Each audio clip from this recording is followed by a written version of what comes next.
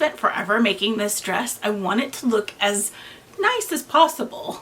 And normally if I'm gonna make a hem, I'm just gonna measure from the waist to the length that I want it and just cut off the excess and hem that. But I'm gonna show you how to do a little bit more of a professional hem by using specialized tailoring tools. The chalk puffer. They're super popular in the 1950s, but I think it's time for them to have a comeback. I love the chalk puffer because you get to like boop, boop. This is a technical term. So this will work if you have like a booty or if you have a belly and you just want your hem to be horizontal with the floor. As you can see here, I've puffed the hem. I've got this weird little outlier right here, so I made sure I just like puffed a whole bunch of lines so I could see where it goes. I am just gonna pin mark everything so I can sleep better at night knowing that I did my due diligence, and then I can chalk it on the inside as well once I pin mark these. I'm gonna flip this inside out. Yes, I'm gonna flip it inside out and then I'm just chalking on my pin. It's going to be impossible to see on camera, but I can see it. I'm going to connect all these dots now that I just made. We'll hope for the best. Feels a little high to me, so I'm going to come below this one just a hair. I'm doing a lot of this just by practice, but I believe in you. You can totally do this.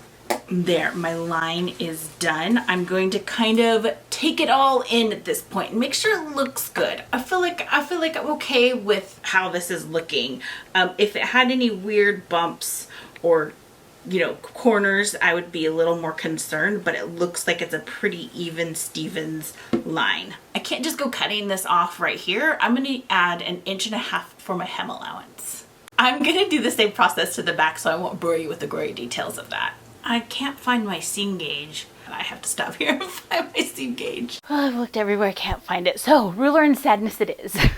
To start this hem, let's get in here with this ruler. So I've got my 1/2 inch kind of marked and ready to go. I'm gonna hold this with my fingers, go down here, make sure it's about 1/2 inch, and then move my ruler because rulers are not iron proof. Okay, I'm coming in here. Gently. I like to put my 1/2 inch first. So my 1/2 inch fold goes in first, and then I'll come back and I'll do my inch fold.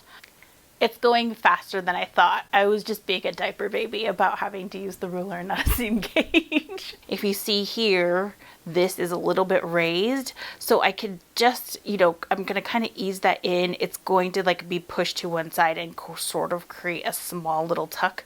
If I needed to do a bigger tuck, it could potentially affect how my hem hangs. You can see it's a little pointed there. None of that is necessary. Thank goodness. I'm gonna try this on and make sure the hem looks okay, and then I can stitch it down. I got Old Best, my sewing machine all set up. I am going to stick my hem in. I've got my hem lined up with the inside leg of my presser foot. Here's one of those little pleats I was talking about. I just lifted my presser foot, put it back down. What do you guys think? Would you guys use the chalk puffer? I think it made my life super easy, and I really like how this hem turned out.